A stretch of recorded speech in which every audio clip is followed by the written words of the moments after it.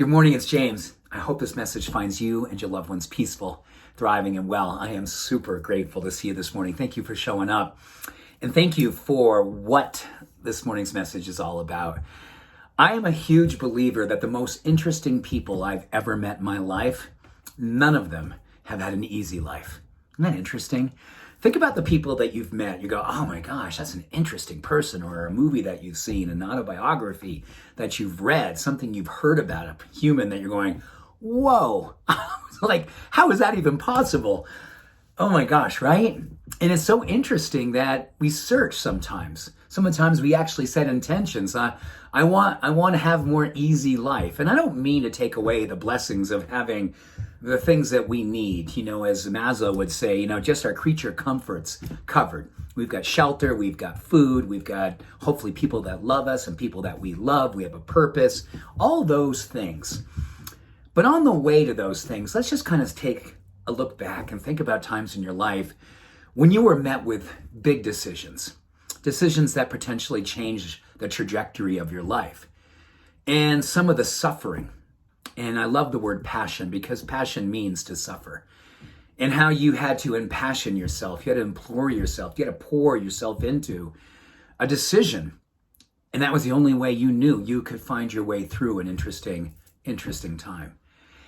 This is one of the quotes that I've been working with a lot, that I wrote here a few months ago, that has been sticking with me on a daily basis. In fact, I have it here. I look at it every morning these days before I do my writing, my creativity stuff, and especially as we draw closer to the end of the year. I am a giant fan. I'm just an incredibly deep fan of intention setting. I love the science behind it. I love the fact that when we set intentions, we build these things called neuropeptides in our brain, and it literally is like it's a pathway for our mind and our being to follow. It emotionally charges us.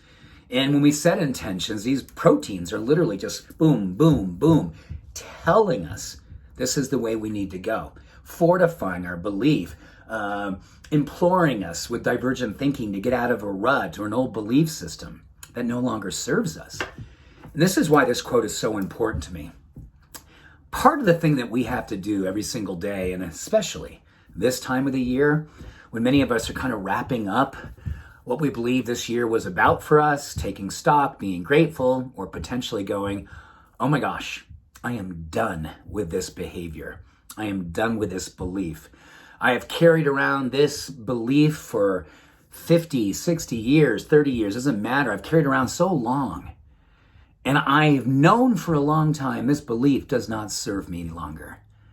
Just ask you that question right now. What belief comes up for you? What thing do you go, if I could just let go of this limitation that I've placed on myself, this relationship that I carry around with myself, that I know is not the truth of me any longer.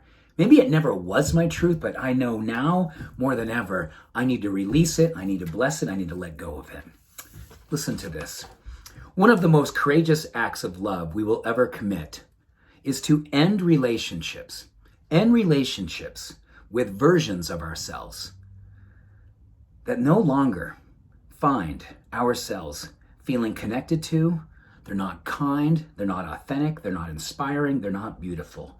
I want to end relationships with versions of ourselves, the version that you know of yourself that says, this is not my truth. This is no longer serving me. It's not kind. It's not authentic. It's not purposeful. It's not beautiful. It's not my truth.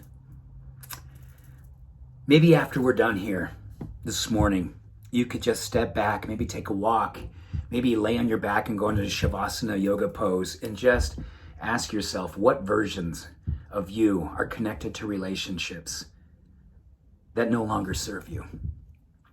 The way that you've talked down to yourself, the way that you've dimmed your light, the way that you haven't pursued a relationship that truly magnifies a courageous level of love and depth of love for yourself, that you absolutely know this is authentic, this is beautiful, this is kind, this is truth, this is my being lived out loud.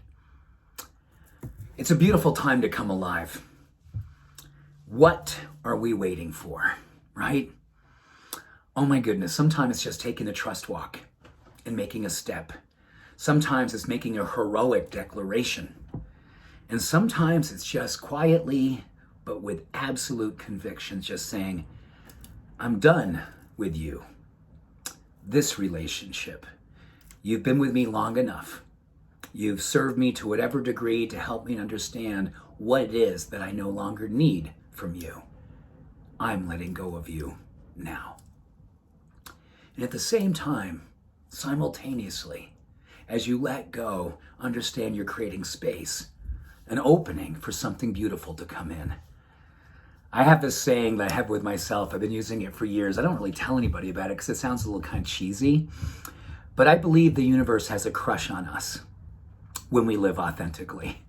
I believe the universe has a deep, profound crush on us when we live up to our potential, when we give ourselves permission to be what has been placed inside of us, and we express it gratefully, passionately, openly, with abandon. Yes, the universe does have a crush on us, living up to what it is that the universe gave us to do, live our life and our love out loud. So with that, much love, every blessing. Have a beautiful day. Bye for now.